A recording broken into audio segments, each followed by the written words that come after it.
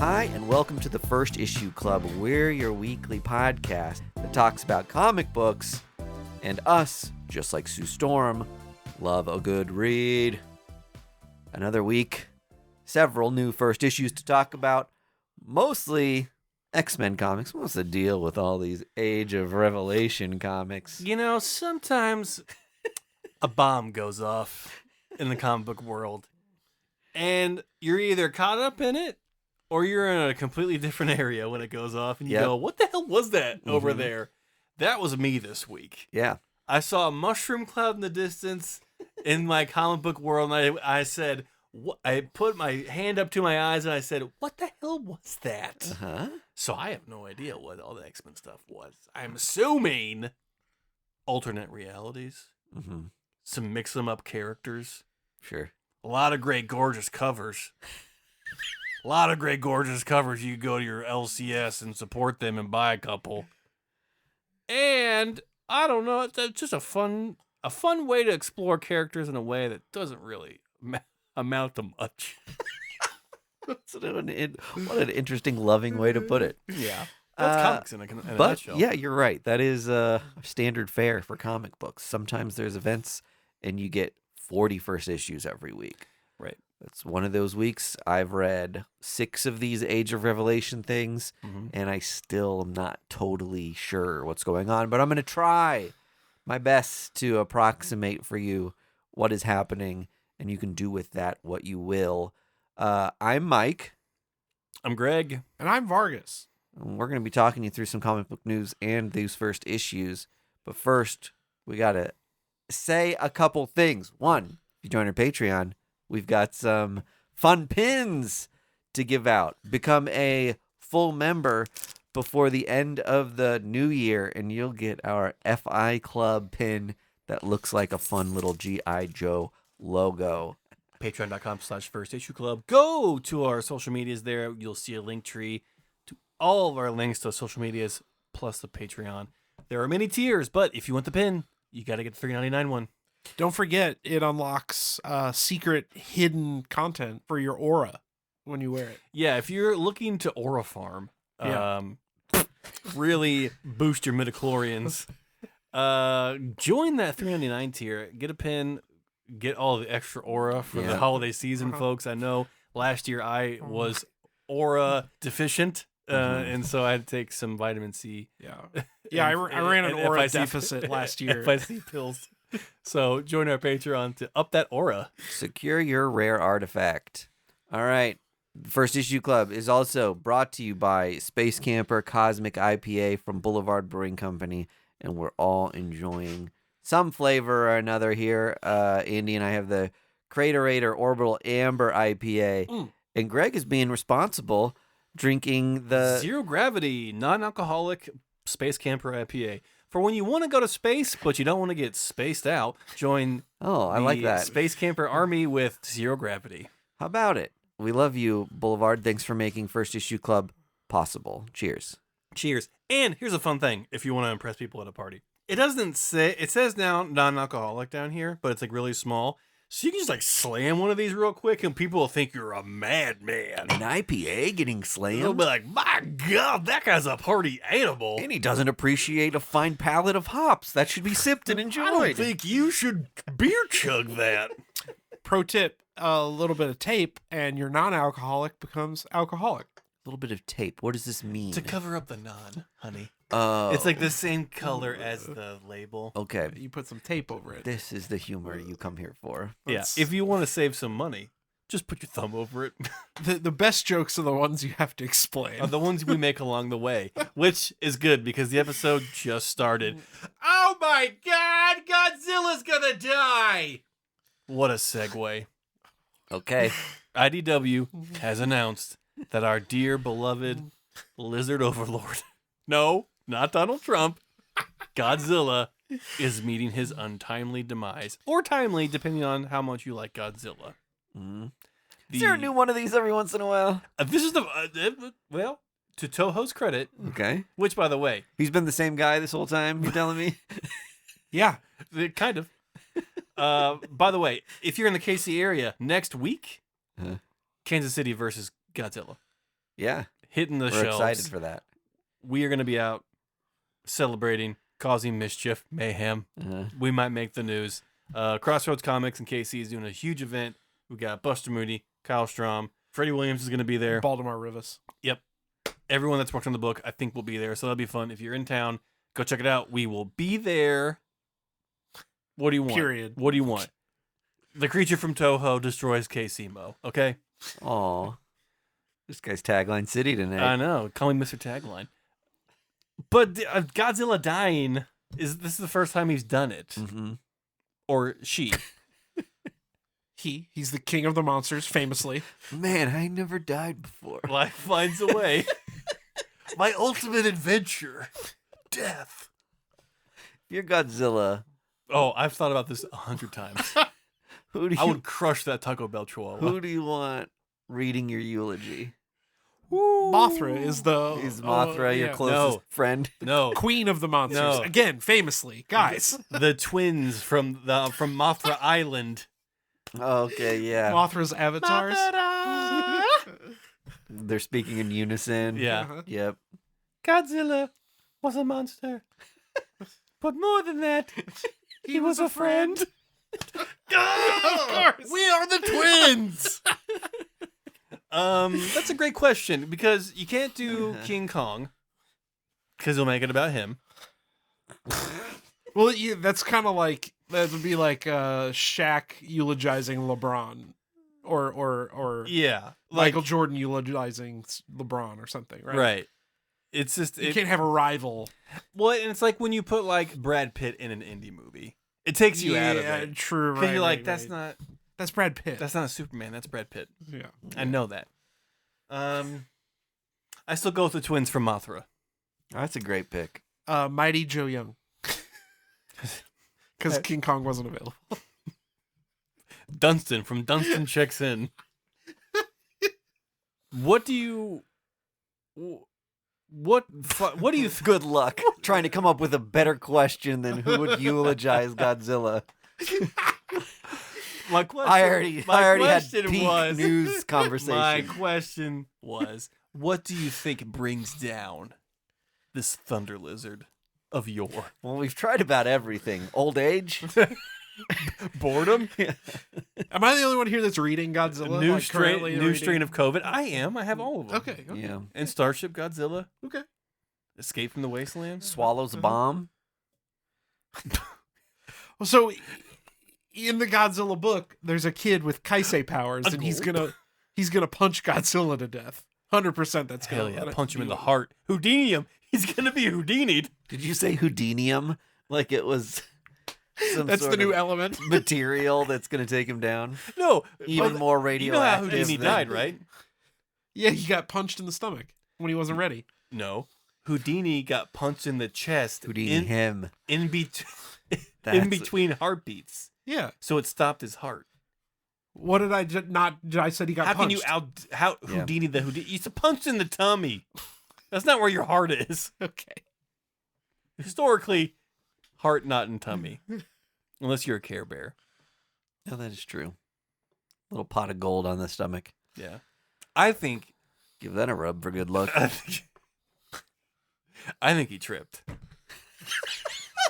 Those big feet. I mean, it kind of links up with old age. Like he's Yeah. just like he wasn't paying attention. Someone left something out, like a He- car. he A lot trips of on a fire fall, truck. lot of fall risks Yeah. in New York. Yeah. Yeah. I think he just tripped and hit his head. It was like just circumstances were unfortunate.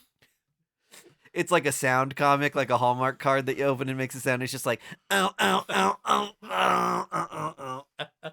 Help, he's I've like fallen and I He's can't like get the up. grape lady. Got his air knocked out of him for like 20 pages.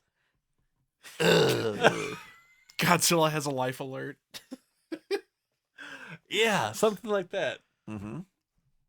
So if you need help writing it, IDW, we Yeah, got give us, we got the brain trust right here to Give us a crack call. this one out. Chokes on a laser. Chokes on a laser, implying that he was trying to eat the laser. Guess. I think Came up the wrong pipe. I don't know. Oh, his own His laser. own laser. Okay. Yeah. Okay. Hasn't there been? It's like when a drunk chokes on their own vomit. Yeah. Isn't that how he went down in Godzilla -1? Didn't his like laser energy not expel? No. And then he like it exploded like within him? No, in -1, he was drowned. He chose to leave. They had the Oh. they did the like oxygen thing where they sunk him to the Yeah, bottom of the ocean that's super right. fast, Yep. and he like imploded. Yep. In Bummer. Shin Godzilla, Mhm. he like over radiates and like crystallizes or something. Okay. Yeah, like he holds in a sneeze. Yeah. It just he explodes. That's kind of what happens. Pupils just get tiny. He goes in, he gets tiny pupils, and he goes, "Uh-oh." Yeah. Boom. Yeah, right. That's how I want it to happen. I want it to be That's how I want to go. I want it to be a silent Akira type moment. Godzilla just This is where we find out that Neo Tokyo exploded because Godzilla Neo Tokyo is held about in to a explode. sneeze.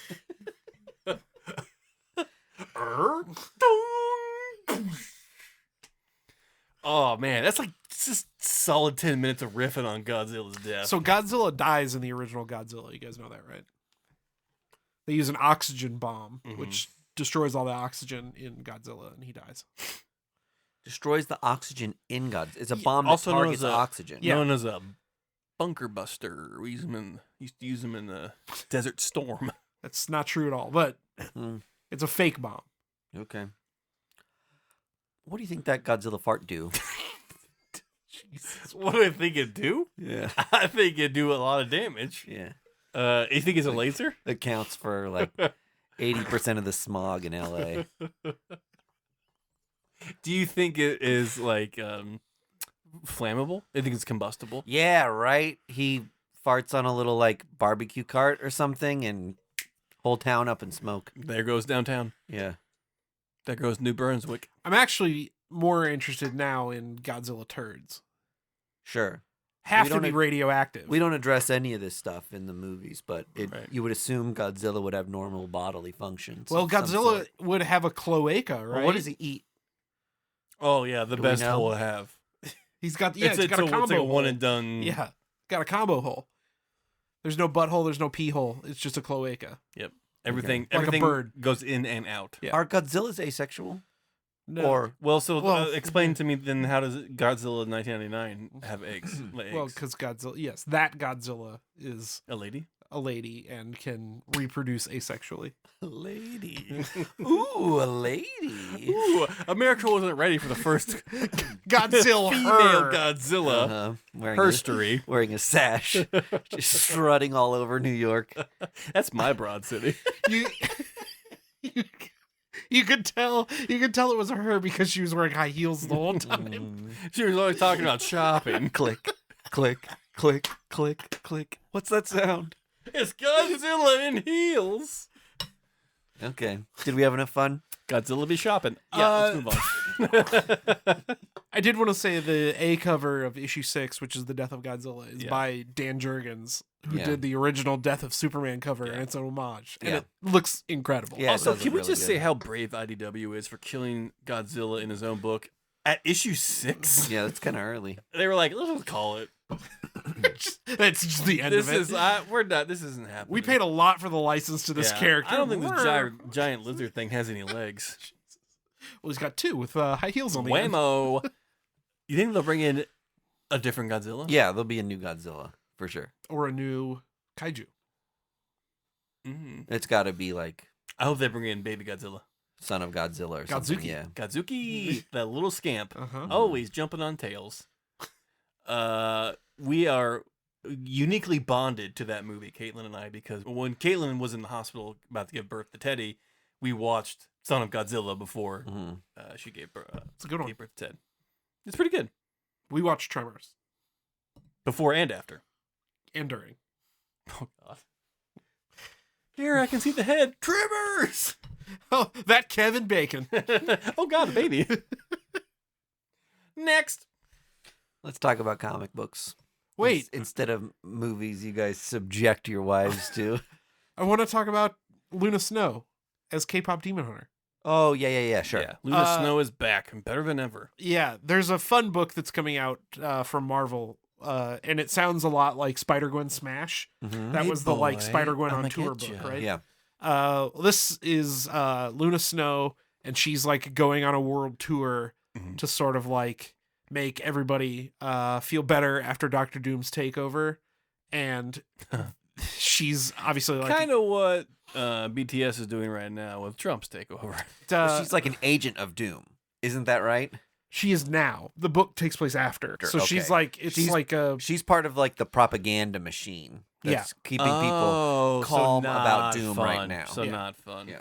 So I think this book is like she's like it's like a goodwill tour. Yes. Where she's like she doesn't feel great about it right Yeah. now, I'll Yeah. say. Clap or die.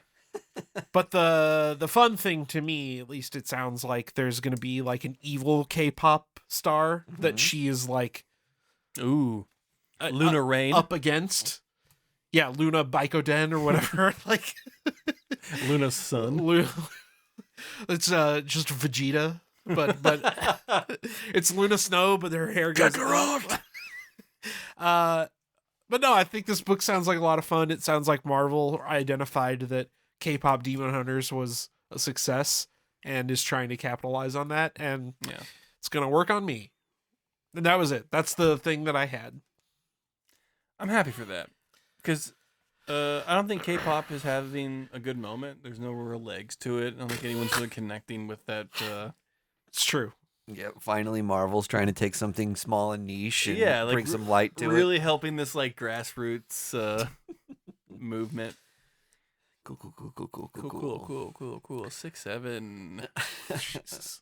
Okay, I read a handful of comic books, as did you guys. Yep. So I'm excited to talk about them. We. Greg, did you read? I know you're a Mike Mignola stan. I am. Did you read Captain Henry and the Graveyard of Time? I didn't get to it. Okay.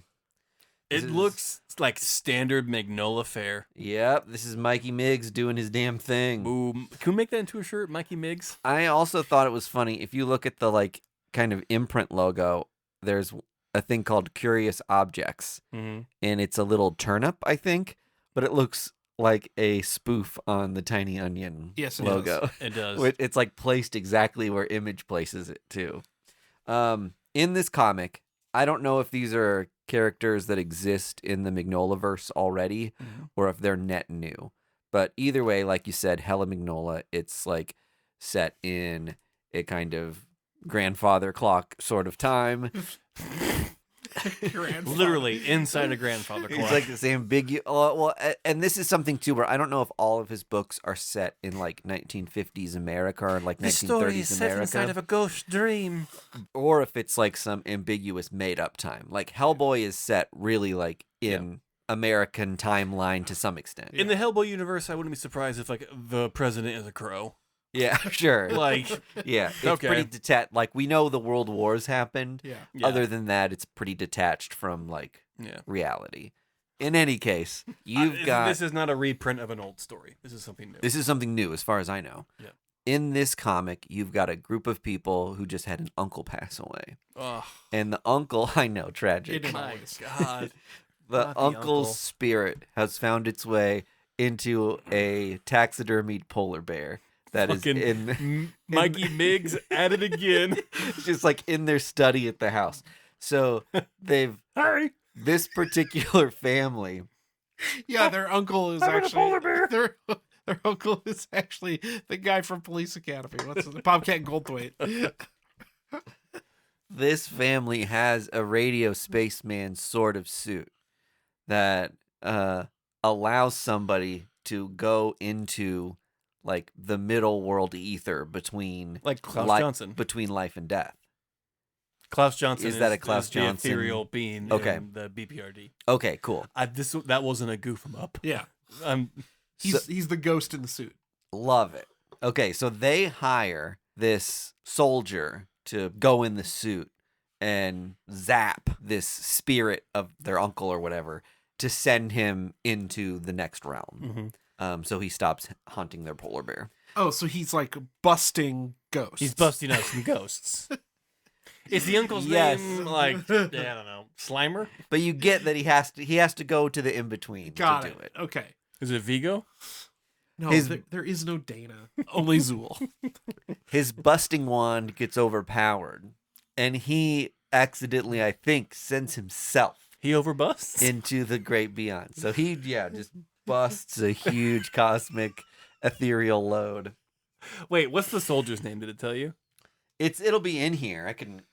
This might be the origin story of Klaus. Okay, he gets sent to this like weird graveyard clock realm, and is like Anybody got the time? the actual like dead zone now, and he fights this like clock golem.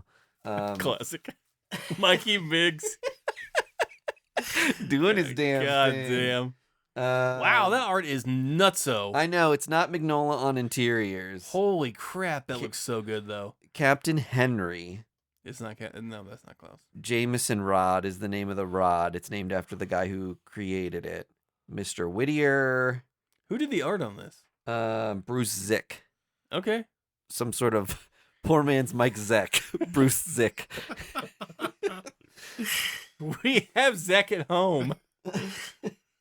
Yeah, it doesn't look like it, but I wouldn't be surprised if this was some sort of related thing. Wow, that artwork is striking. It's fun, and once we get to like the afterworld, it sends the suit back to like reality, but sends the soldier further into like the spirit world. So he's got like no way of getting back. So I have no idea where this comic's gonna go. Maybe he meets Klaus in there. I love how the Hellboy verse has just like stuck to the idea that like no sun.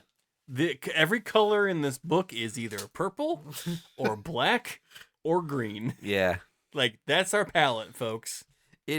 I would say for aspiring artists who are like trying to figure out how to color, like what makes a comic book look professional, limit your color palette by a lot. Yeah. Because too many people try to like, I'm making the person people color and I'm making the brick wall brick color. And then all of a sudden you have this thing that like is not atmospheric at all and it feels like weirdly flat because you're trying to like color everything in a way that has no vibe. So some of my favorite comics are colored like that. And don't try to be Jordy Belair in your first go.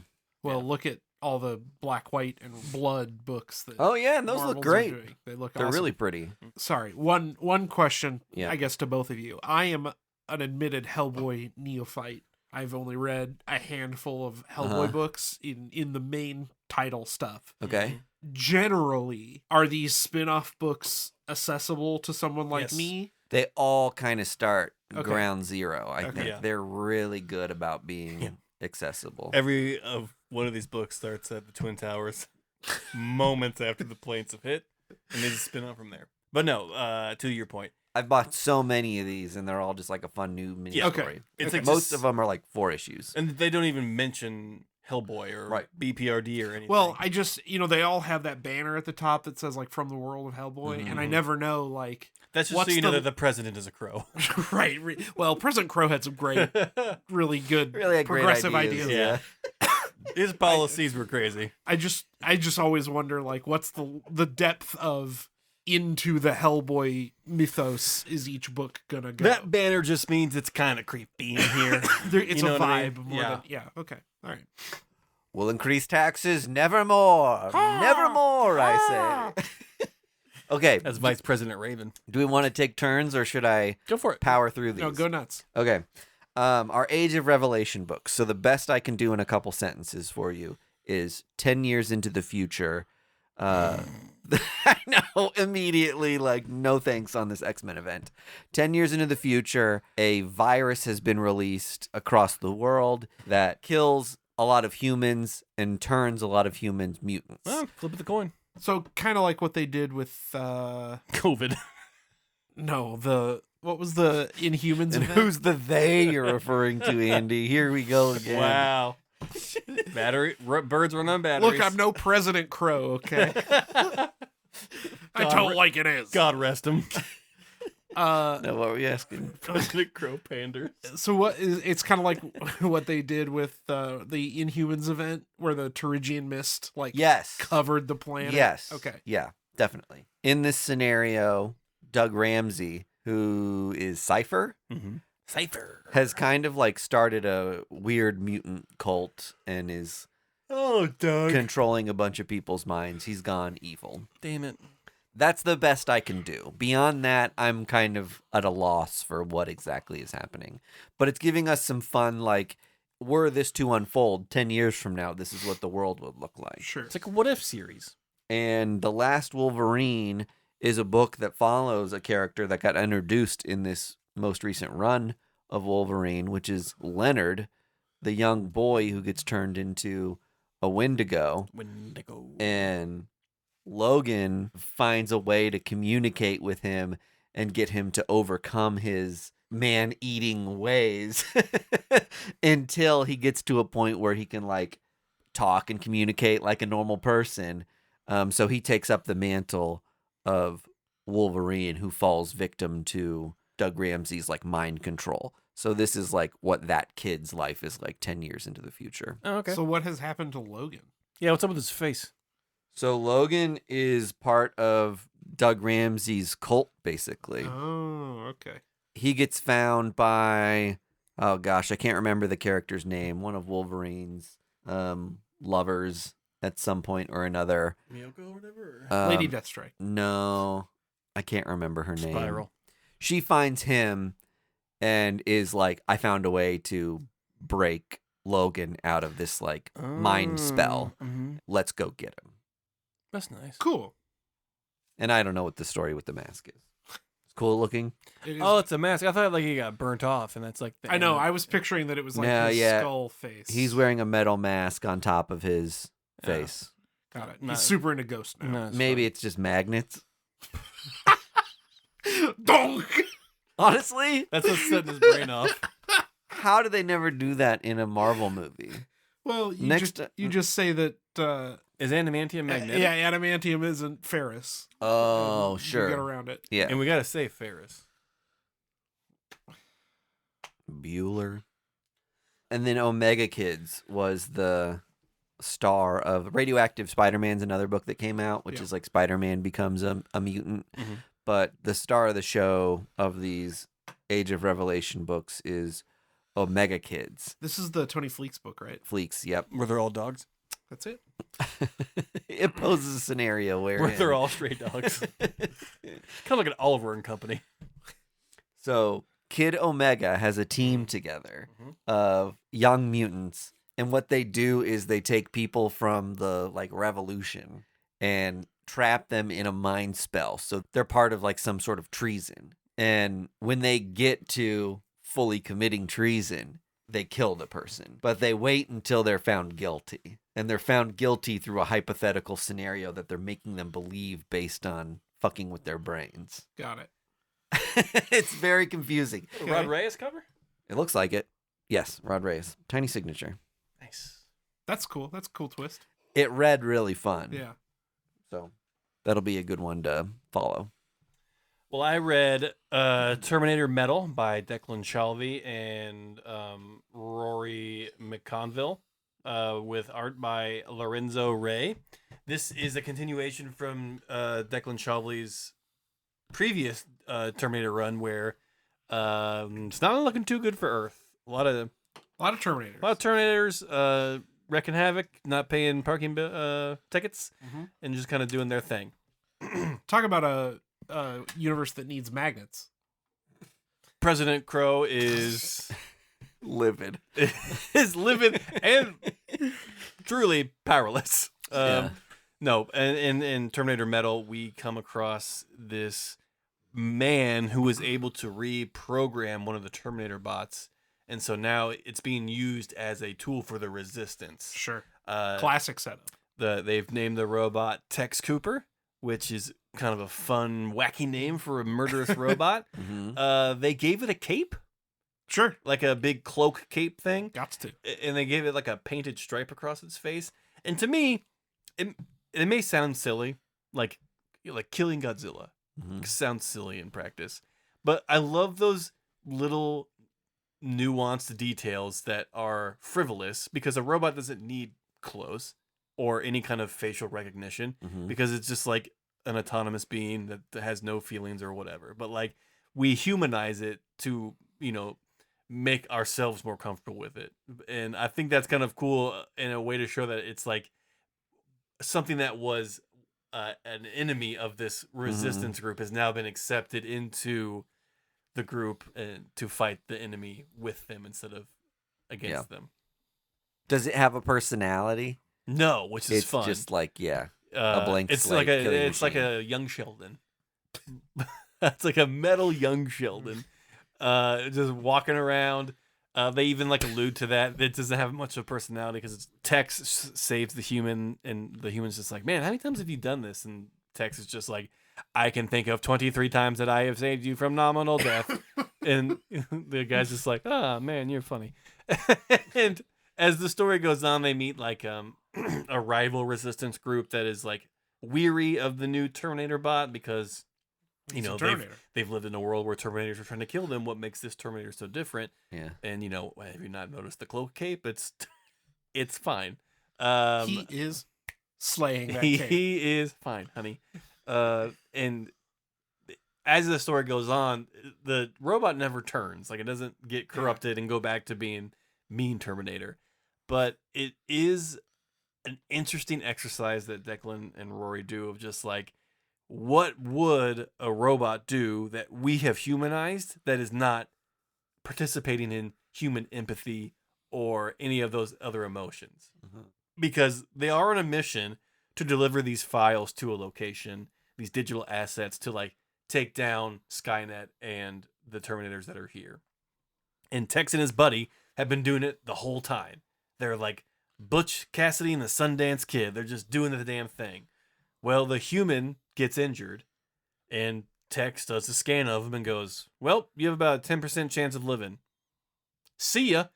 And the book is just like Tex leaving. Yeah. Because it's like, it is, I loved it because it is a twist of what you expect of just like, the robot's like, okay, well, I have a directive and this is all a numbers game. Yeah, bye. And the human's just like, well, I thought we were friends. And Tex is like, what is friends? Yeah. Like, just like young Sheldon would do. It's just like, no, man. Like, we were here for one reason and one reason only. Yeah. I'll see you later. And I thought that it was a fun, monkey paw twist of a story that is just like, who can you trust? The knife cuts both ways, right? Like, front and back. Young shell of a man.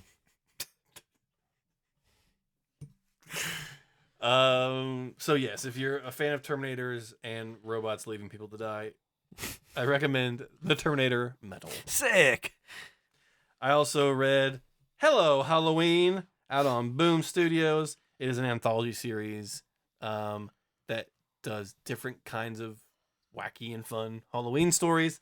I'll read some of the collaborators. We have R.L. Stine, Hack, Sean Patrick Boyd, and Megan Hutchison. I know that name from somewhere. yeah, is she the local gal who's doing? I think that's red Megan shirts? Levins. Megan Levins. that's right. I believe this Megan used to be married to Sir Donald Cates. Oh, I think that's right. And she got really popular doing covers and stuff, and now she has transitioned to doing her own shit. Right on. So rocking it. This was just a lot of fun. It wasn't like zany, weird fun, but it was just like fun, kind of not creep show, morbid Halloween stories. So if you're looking for like a light and breezy, kind of dark Halloween thing, check out Hello Halloween out on Boom Studios. Is this just a one shot? I believe so. It's just an anthology. Yeah. I haven't read it yet, but there's one of the EC books came out, so there's another like spooky anthology book. Yeah, that's I mean, maybe take your pick. They're maybe a going little crazy now. scarier than the Boom one. The one shot that came out this week is Outlaw whatever. So the Western book. Oh, it's a Western I one, but it's definitely got wanna a read that ghoul one. on the cover, not a Yes. ghost, Yeah. a ghoul. There is a difference, folks. They are classified completely differently. Yeah. So yeah, I've really enjoyed these anthology books. I feel like the industry as a whole has like kind of like hit a stride with them and really Outlaw Showdown. That's the B cover by Tony Moore. Any other factoids on that book there, Andy? Nope. It is 8 by 10. It's $8.99. Weighs 10 ounces. Oh my God, was it $8.99? Yes, sir. Fucking hell. Look how rich this guy is. Doesn't even look at the end amount when he pays for something. Doesn't need to. I do love how. Wow, what a page to turn to. God, that's so awesome. Anyway, Hello Halloween. Go pick it up. I do love how these EC books are including old stories in the back too. Yeah, that is I cool. think that's super fun. I read it came out a couple weeks ago, but I really wanted to talk about it. I read the new 30 Days of Night book. And 30 more days of night. 30 extra days of night. 30 days of night. Leap year. I was Yeah, Groundhog Edition. There's an extra 30 days. He saw a shadow, I guess. 30 days of night. 3-day weekend. Mm. Spring break. Ooh. Oh, hot. they go down to Mexico. Yeah, just like it's not corny blood. I don't know.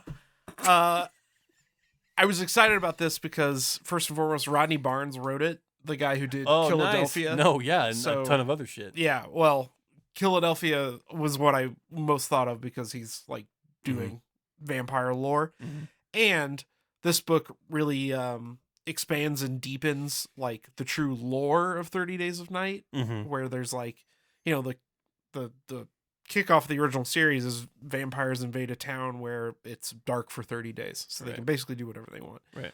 This book is revisiting that concept wherein vampires are revisiting Barrow 10 years or 20 years after the attack. Mm-hmm. But it's also there's a link between the leader of the vampire that's like spearheading this attack and the leader of the vampire that spearheaded the original attack. Mm-hmm. So it read a lot like those like legacy sequel movies, like the Halloween reboot and that kind of thing, Right. where it's like, oh, remember this thing, the original comic has become like a myth in the town or like a legend that only like certain people talk about and nobody really like brings it up, but then you've got these vampires sort of revisiting the town and going to spark this thing again.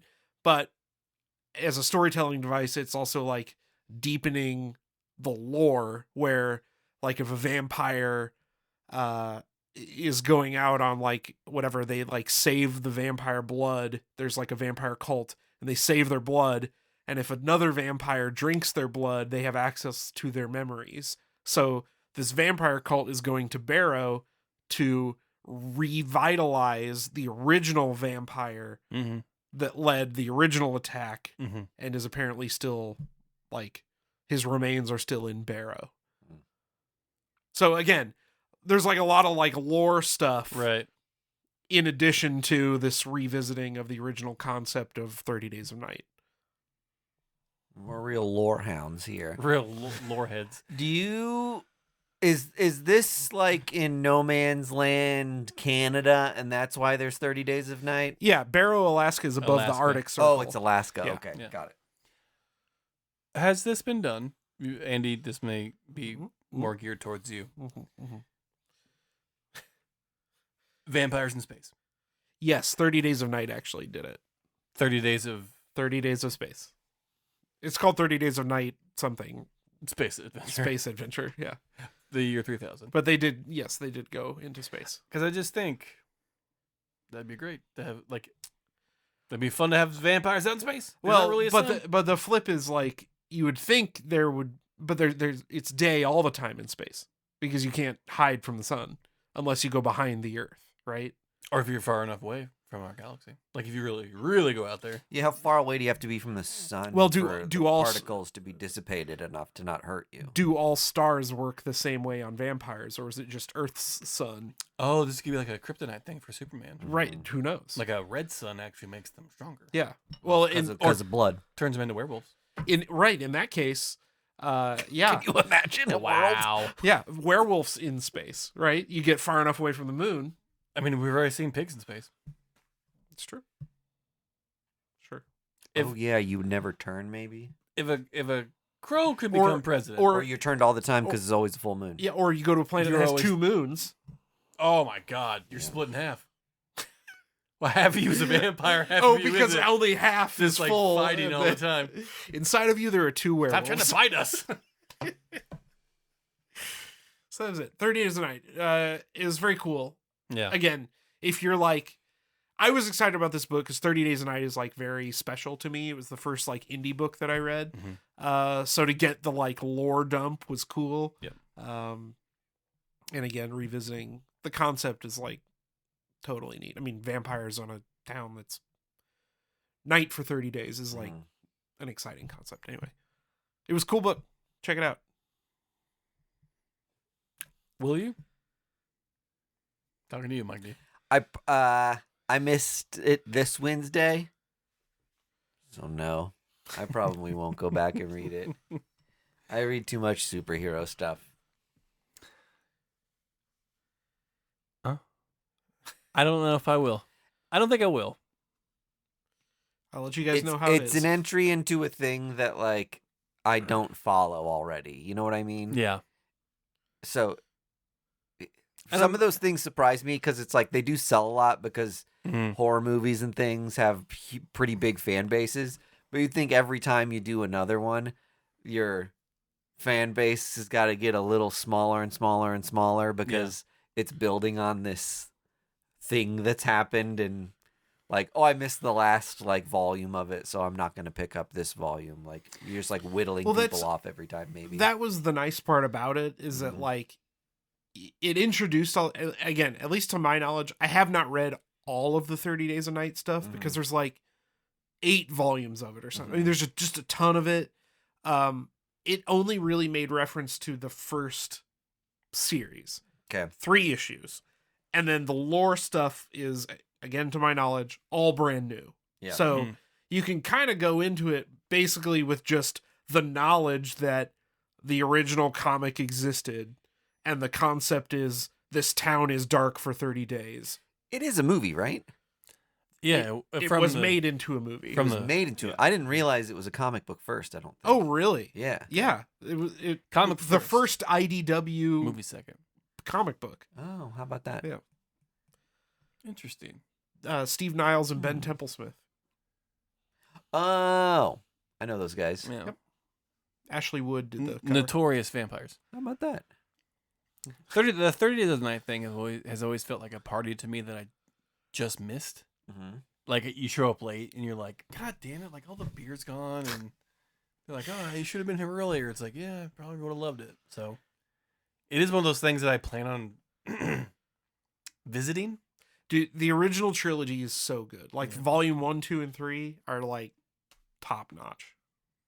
Maybe I'll do it. Maybe that'll be my holiday required reading this year. Is to check out 30 Days a Night. Is the movie highly regarded? Ron Perlman's in it, so you tell me. I love the original movie. Josh Hartnett plays the main character. Okay. Yeah. Hot too. It's good. It's good. Are any of the ages of Sheldon in it? No. There's middle-aged Sheldon is a cameo at the end where he's setting up the Sheldon Initiative. Do you want to hear the ultimate mind bomb? Yeah. President Crow's young Sheldon. Whoa. Mikey Miggs, you've done it again. Falling down a kaleidoscope. Oh, that's been an episode, folks. As a reminder, for those in the Kansas City area, TowerCon is going to be here in 3 weeks. November 6th. 3 weeks, yeah. No, 2 weeks as of day of recording. As of day of recording. Not next week, week after. Yeah, so we'll be there at the Boulevard Rec Deck, the beer hall. Beer hall, not rec deck. In the bottom area with our own personal bar there. Come check us out. We do a live episode. A lot of cool vendors there selling their books. You go upstairs, you go back downstairs. You go up, you go down. Yeah. To get to us. We make it go right back up with those happy feelings. Yeah. But we've always left with more than we came with every time we go to TowerCon. Always do. So it's always a blast. So we were very excited to attend again this year. And what a better place to do it than freaking the Boulevard Beer Hall. It's such a great place to hang out with your friends and enjoy Space Camper and some good food.